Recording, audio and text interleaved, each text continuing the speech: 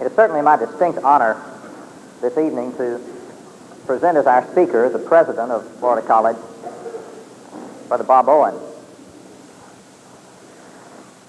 There are at least two things that I can think of that Bob and I have in common. One is that he and I both came to Florida College the year Jim Cope's administration began in 1949. I came as a very, very green freshman from Florida, and Bob came as a seasoned junior from Freed-Hardeman College, a transfer. He was 2 years ahead of me, so that means I've got 2 years till I'm president.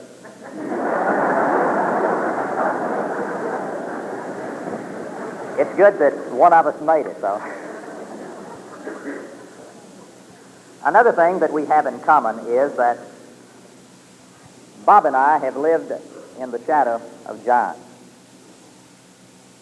I think that that's true of myself, as I think in terms of those men who I studied under, who I sat as a student with in this institution, such as Clinton Hamilton, Homer Haley, and others that I could name that you, of course, would recognize. Bob stands in the shadow of James R. Cope.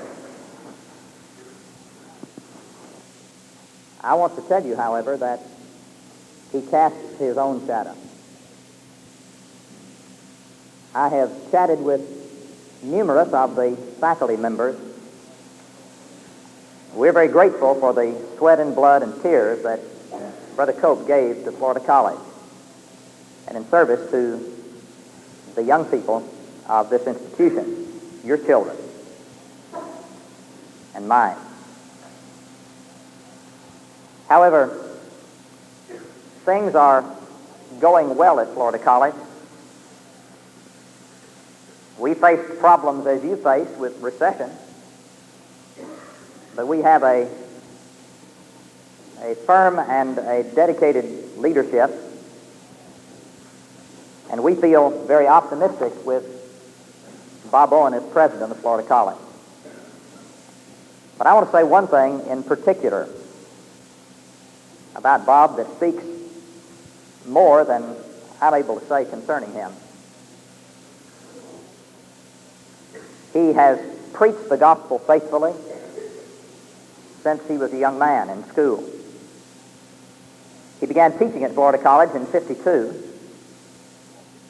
and until he quit local work on a regular basis to give himself more fully to the work of the college and to hold gospel meetings in addition to that, in about 30 years, I guess it was, he preached for 3 congregations: Clearwater, the Havana Avenue congregation in Tampa, and the Largo congregation. This is a tribute to Bob, because I know the brethren well enough to know you don't stay that long in one place if they don't sense something that's genuine.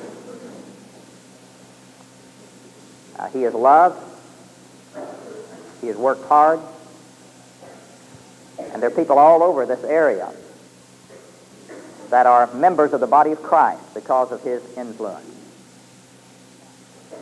He was a fantastic speech teacher and Bible teacher here at the college. He served in many capacities, as you know, and I'm honored to work with him and under him as president. And I present to you Brother Bob Owen.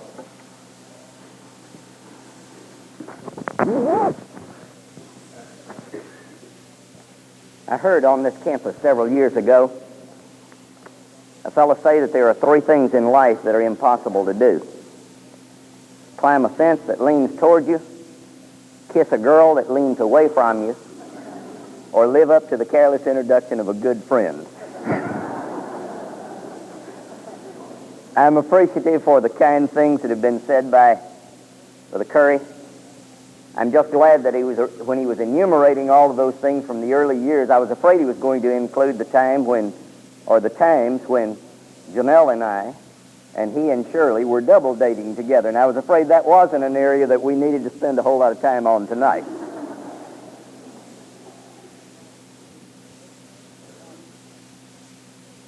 Heard of a case where a father went to school to talk to the principal about why his little boy wasn't doing better in school. And the principal listened to the plaintive cry of the father for a few minutes and said, "Yes, sir, I can tell you why he's not doing any better." He said, "What is it?" The principal said, "His want to is broke."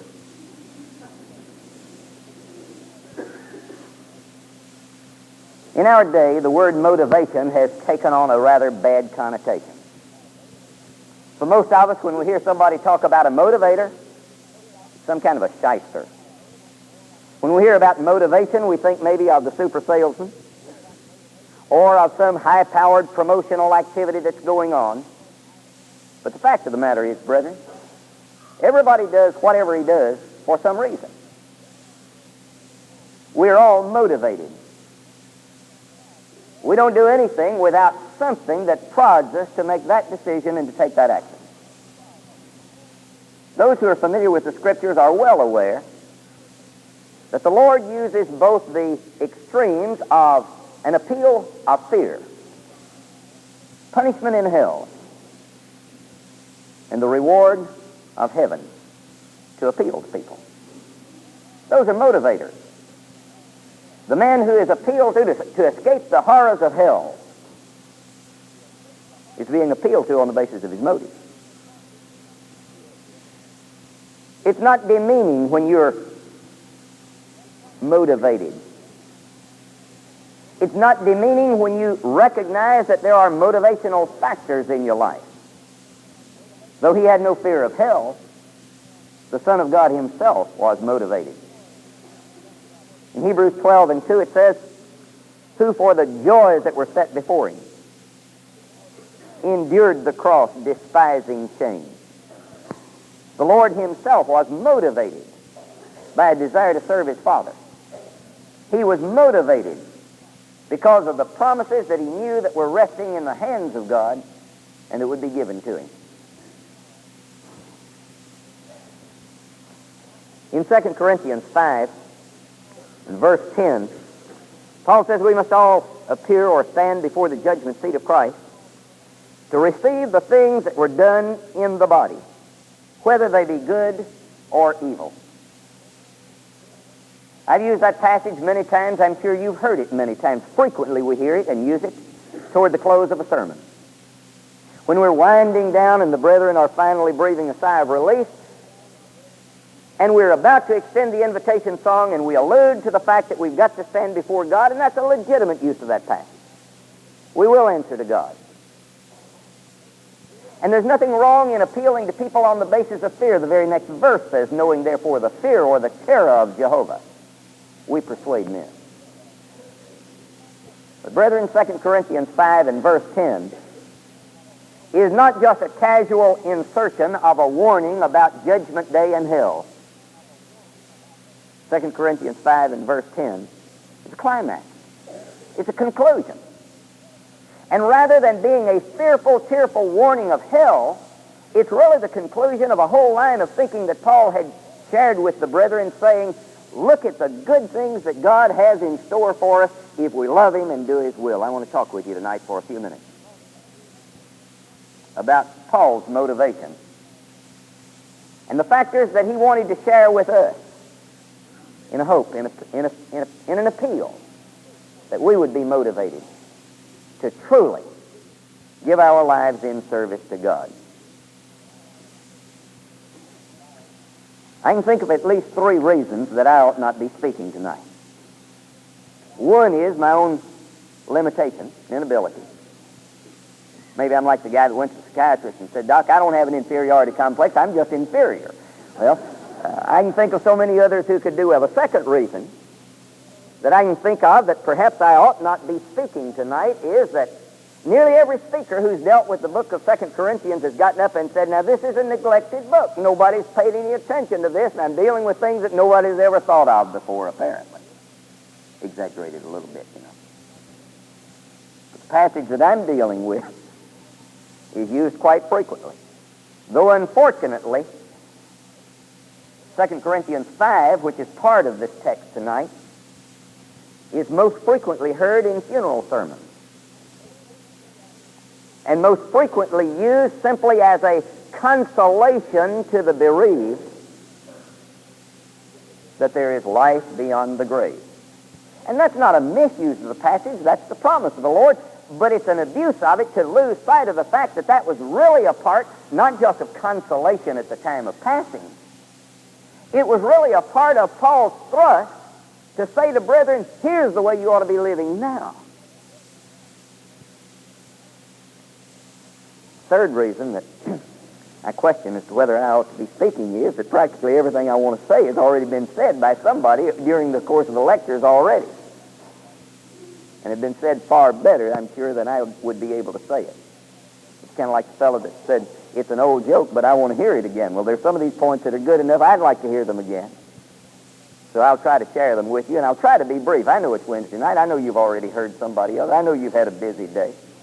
I'll try not to be like the two fellows that were talking about the preacher, and they were talking about how wonderful he was, and one of them said, you know, his preaching just reminds me of the peace of God. It passeth understanding. The other one said, his reminds me of the grace of God. It endureth forever. Well, I hope that neither of those will be the result of our time spent tonight, and that by a little attention to 2 Corinthians 4, verses 16 through 18, and then following that, the first paragraph in chapter 5, we can find some things that will not only be interesting in a study of God's Word, but will be useful and helpful in motivating us to have the kind of spirit that led the Apostle Paul to almost impossible actions of service. Our text really divides itself naturally into two parts. Chapter 4, verses 16 through 18, Paul talks about a goal that we cannot see. And yet he says, I want you to look with me at the things that we cannot see. That's rather a paradoxical statement. And obviously he's talking about a figurative looking at things that cannot be seen. Then in chapter 5, Paul's going to say, now, knowing these things that we can't see. How can you know something you can't see? Well, obviously it was the conclusion of faith and the eye of faith, but Paul ties the two together to motivate us to a real life of faithful service to him. As a matter of fact, Paul says that looking at those things that you can't see and knowing those things that cannot be seen were the factors that blended together to provide Paul motivation for a remarkable life of sacrifice and service to God. Twice in chapter 4, Paul uses the expression, we faint not. Read it with me just at first. Wherefore we faint not. But though our outward man is decaying, yet our inward man is renewed day by day. For our light affliction, which is for the moment, worketh for us more and more exceedingly an eternal weight of glory, while we look not at the things which are seen, but at the things which are not seen. For the things which are seen are temporal, but the things which are not seen are eternal. Paul said we faint not.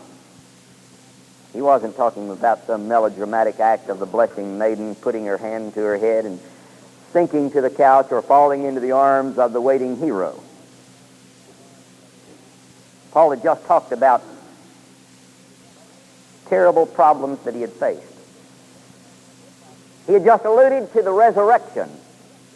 And I think it's on the basis of the resurrection that he says, wherefore we faint not.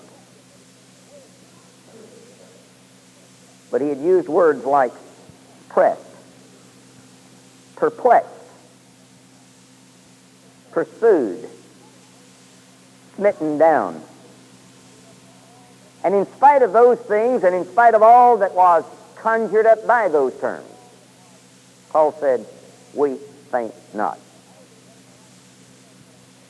I don't believe that we need an etymological study of the word faint. I believe that every one of us knows what is under consideration. When Paul talks about the fact that we don't let those things take us to the point that we fall out, that we quit, that we fall aside. In spite of all of the pressures, Paul said, we press on, we go on. Why?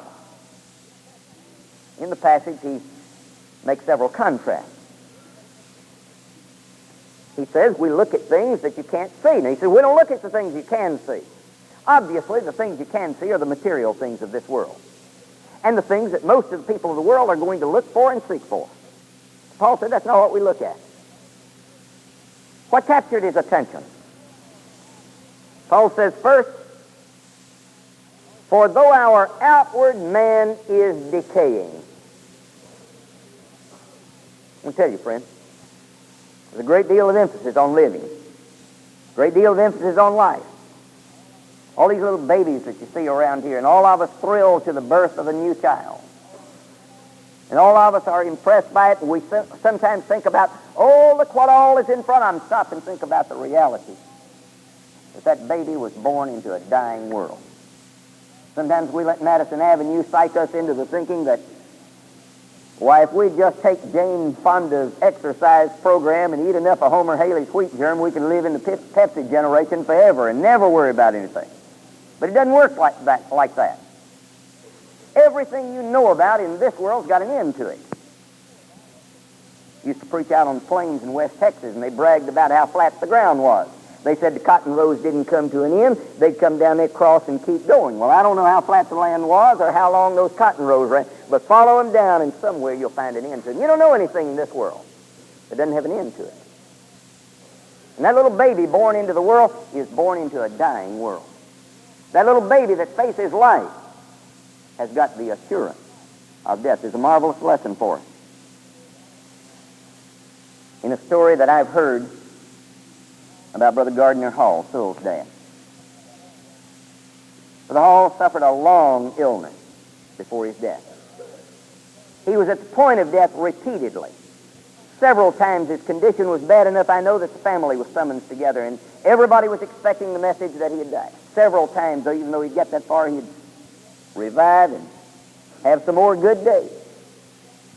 I'm told that on one occasion, when he had been lingering right at the point of death for some time, and then was still around and revived and was feeling a little better, one of his friends called him. I've heard one story that he was called on the telephone. Another one was that somebody walked into the room and said, whichever the point's the same. I heard it that the friend called him and said, Gardner, are you still in the world of the living? And in his characteristic way, with both humor and marvelous insight, he immediately responded, no, I'm still in the world of the dying, but it won't be long till I'm in the world of the living. That's what Paul was talking about when he said, though our outward man is decaying. You may have the muscles that would look good in the centerfold of the women's magazines. I don't know. But you're in a world that's dying. You may have the vitality that comes in all the packages and all of the premiums that the world offers. You're in the world of the dying. And Paul said, though our outward man is decaying, our inward man is renewed day by day. That doesn't happen by accident. That kind of renewal doesn't come without being fed. By being fed the Word of God. By being fed by spending time with the Lord in prayer and thought. And by having your whole affections set on the things that are really important in this world. And then with that as a background, Paul said, for our light afflictions. I don't know what Paul would have had to have had some heavy afflictions. For our light afflictions. When a man has been imprisoned, beaten with stripes, he says, above measure. Often at the point of death, beaten with rods, stoned until he was thought dead, 3 times in the horrors of a shipwreck, at least one night lost at sea, and subjected from perils from every group you can imagine. How could he look at it and say, our light affliction? Was Paul a super salesman and ready to deceive the prospective Christians?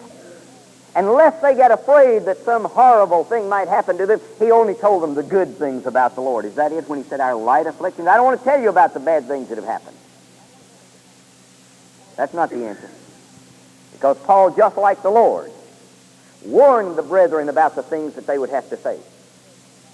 Some have suggested perhaps Paul was a master, enjoyed suffering. I've never understood the rationale of people who seem to enjoy suffering, but I'm told that people are like that, and I'll accept the word for it. But that's not the answer to Paul. He didn't consider them light afflictions because he enjoyed being afflicted. On at least 3 occasions he prayed that the Lord would remove whatever the thorn in the flesh was. He didn't enjoy any kind of a problem just for the sake of the problem. You couldn't say that Paul's afflictions were light because they were few. They were many. 2 Corinthians 11, from which I just summarized, lists those things, and that's not a completely. Why could Paul look at those things and say they're light affliction? Because he says he compared them with the weight. That's the antithesis of light. The weight of glory. When compared with the things that God has reserved for his people, Paul says they pale into insignificance. They're meaningless. The only reasonable answer is that Paul was able to look at the afflictions and consider them as light because he looked for things that were far more important. In another way, Paul makes a contrast with the time element. He says that the years of suffering and trial that he went through, he compares as just a moment. Why? Because he was thinking about eternity.